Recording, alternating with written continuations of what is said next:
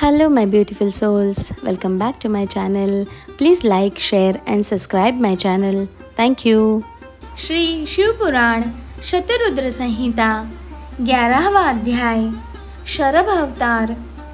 नंदीश्वर बोले, जब देवताओं की प्रार्थना सुनकर कल्याणकारी भगवान शिव ने उन्हें नृसिंह रूप का क्रोध शांत कराने का आश्वासन देकर विदा किया, तब उन्होंने प्रलयंकारी भैरव रूप महाबली वीरभद्र को बुलाया। वीरभद्र को आदेश देते हुए शिवजी बोले, हे भैरव, नृसिंह के क्रोध की अग्नि को शांत कर देवताओं के भय को दूर करो। यदि वे आपके समझाने से न माने तो आप मेरे भाव भैरव का रूप दिखाकर उन्हें शांत करना।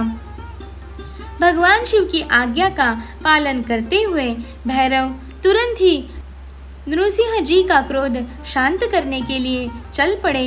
नृसिंह जी के पास पहुंचकर भैरव जी ने उन्हें नमस्कार करने के उपरांत इस प्रकार कहा, हे माधव, आपने इस संसार को सुखी करने हेतु यह अवतार धारण किया है। आपने पहले मछली का रूप रखकर और अपनी पूंछ से नाव को बांधकर मनु जी को समुद्र में घुमाया था।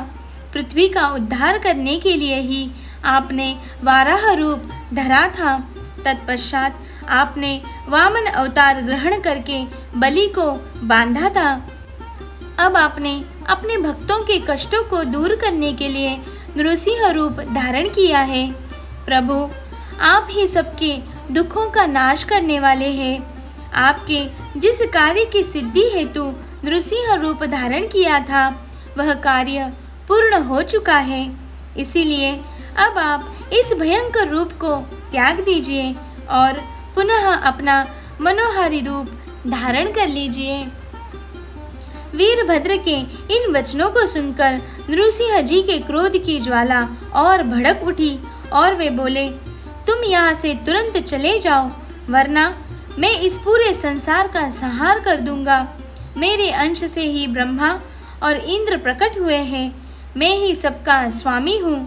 इस प्रकार विष्णु जी के कहे वचनों को सुनकर वीरभद्र को बहुत क्रोध आया।